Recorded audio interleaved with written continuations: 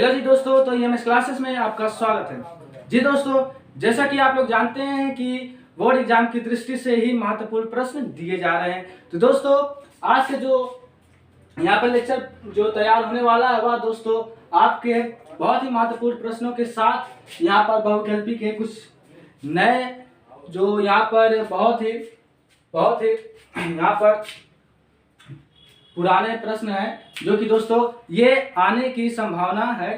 तो दोस्तों ये देखिएगा, यदि आप इनसे पहले वाले लेक्चर को देख रखे हैं, यदि खुद के जो टॉपिक है उन्हें यदि आप दोस्तों क्लियर कर चुके हैं, तो दोस्तों इनमें से जो प्रश्न बनेंगे दोस्तों वहीं से ही बनेंगे जो आप पढ़े हैं। तो दोस्तों चलिए देखते हैं कि जो बहुविकल्पी प्रश्न है क्या इनमें कहाँ पर दिक्कत है और कहाँ पर नहीं।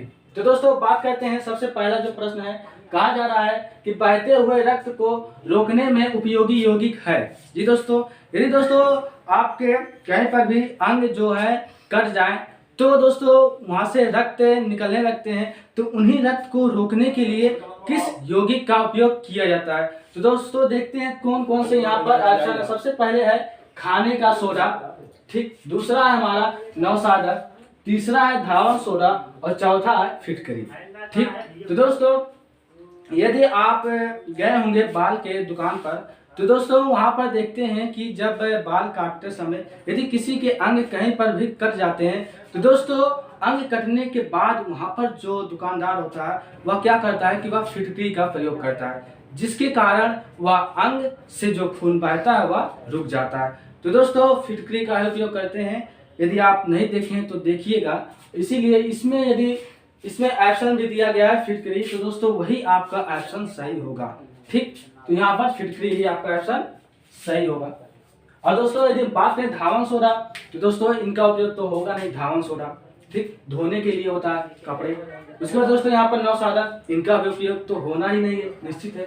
उसके बाद खाने का सोडा, इनका भी नहीं होगा, क्योंकि दोस्तों को खाने के लिए खाद्य सामग्री में इनका उपयोग किया जाता है। ठीक, यही दोस्तों आपके गलत होंगे और बाकी जो फिटकरी होगा दोस्तों वो आपका सही होगा। ठीक, उसके बाद दोस्तों हमारा जो नेक्स्ट हेडिंग है, नेक्स्ट जो हमारे यहाँ पर है, देखते हैं इनमें कह रहा है कि अम्ल विलयन में मिथाइल ऑरेंज का रंग होता है।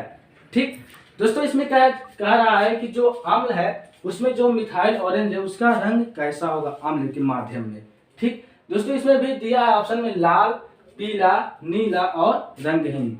तो दोस्तों हम जानते हैं और आप भी जानते हैं और हम ये बहुत ही बार बता चुके हैं कि यदि दोस्तों अम्ल, सिर्फ आप अम्ल को पकड़िए, यदि अम्ल किसी के ऊपर गिरा दिया जाए दोस्तों इसका और एक नाम होता है तेजाब।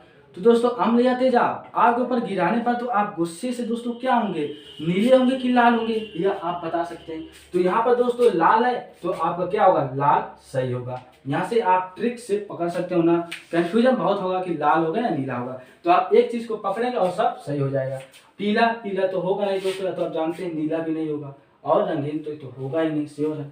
ठीक, तो इस प्रकार प्रश्न आप करेंगे सोच कर समझ कर, तो आपको करने में बहुत ही आसानी होगी। दोस्तों आगे चलते हैं, कह रहा है तीसरे प्रश्न में कि विरंजक चूर्ण पर तनु सल्फ्यूरिक अम्ल की अभिक्रिया से गैस निकलती है। ठीक दोस्तों, यदि हम कहेंगे सबसे पहले कि आप यदि इस लेक्चर को देख रखे हैं जो जिसमें विरंजक चूर्ण लेक्चर बनाया गया है, अलग से बना, यदि आप देख रखे हैं तो आपको पता होगा कि जो विरंजक चूर्ण जब यह अभिक्रिया करता है तो इनमें से कौन सा गैस निकलता है। ठीक, अभिक्रिया वहां पर हुआ है और गैस कौन सा निकलेगा, यहाँ पर ऑप्शन में दिया है सबसे पहले हाइड्रोजन, उसके बाद दिया रखा है कि क्लोरीन, उसके बाद दिया रखा है ऑक्सीजन, फिर कार्बन डाइऑक्साइड। ठीक, और दोस्तों वहां पर जो गैस निकलता है यदि आप देख रखे तो आपको पता होगा वहां पर जो निकलता है वह क्लोरीन निकलता है। ठीक, यह ऑप्शन दूसरा ऑप्शन सही होगा। उसके बाद ना तो आपका हाइड्रोजन निकलता है, ना ही ऑक्सीजन और ना ही कार्बन डाइऑक्साइड। ठीक, लेक्चर देख रखे हैं तो आपको समझ में आएगा कि कैसे यह हमारा क्लोरीन गैस निकलता है। ठीक, उसके बाद दोस्तों यहाँ पर है हमारा जो हमारे यहाँ पर नेक्स्ट ऑप्शन है, कह रहा है कि यहाँ पर 10 घाते -6 MHCl का पीएच मान है।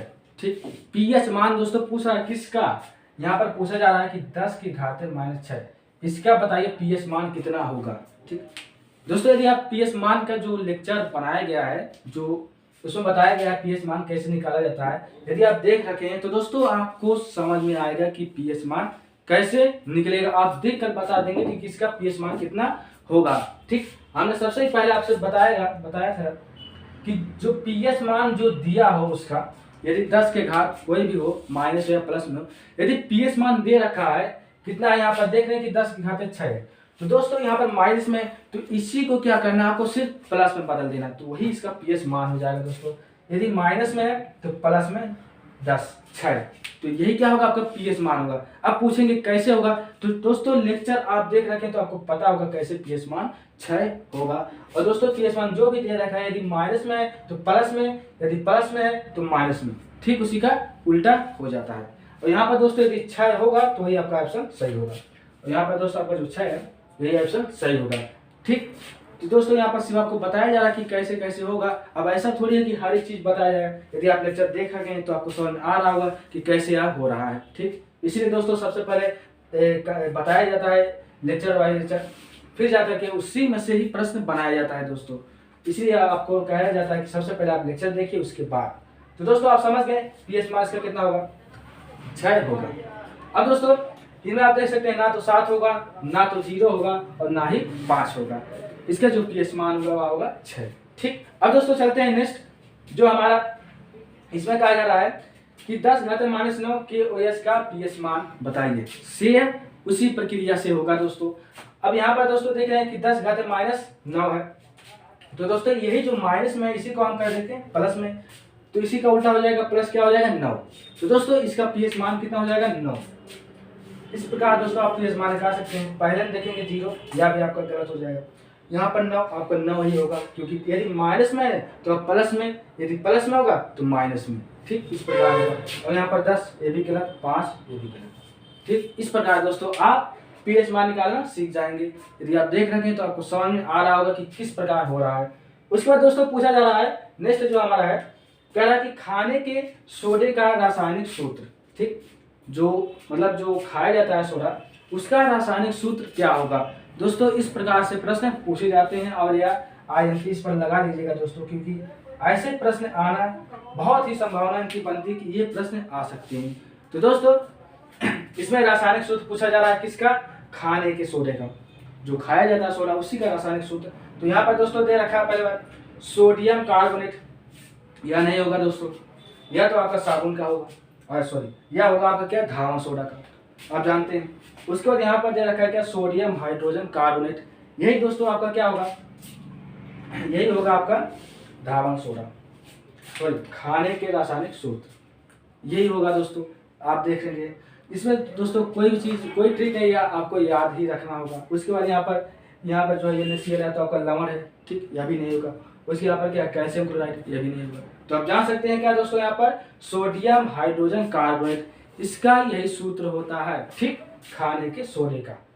अब दोस्तों क्या होगा, इनमें कोई भी लॉजिक नहीं होता, यह आपको याद ही करना होगा। यदि यह कैसे बना है तो आप दोस्तों इससे पहले वाले लेक्चर को देखेंगे तो आप समझ जाएंगे कि यह किस प्रकार बनाए जाते हैं, उपयोग कहाँ है और निर्माण। ठीक, तो दोस्तों समझ गए होंगे कि यह लेक्चर किस प्रकार बना है, और यह सिर्फ और सिर्फ क्या है कि आपके यहाँ पर बहुविकल्पी प्रश्न दिए जा रहे हैं, क्योंकि दोस्तों बोर्ड एग्जाम में, इस बार बोर्ड एग्जाम में संभावना है 20 प्रश्न जो है वह पूछे जाएंगे बहुविकल्पी में, और आई होप इसमें से कोई ना कोई प्रश्न बचेगा यदि आप दोस्तों सही से पढ़ेंगे। और एक इसमें जो हेडिंग है, यदि आप इसमें जो 1 2 5 6 है और भी दोस्तों ऐसे मिलेंगे, यदि आप एक इसमें से जो भी बहुविकल्पी पढ़ेंगे समझेंगे तो दोस्तों उसमें से जरूर न जरूर 2 3 बचेंगे, तो श्योर है।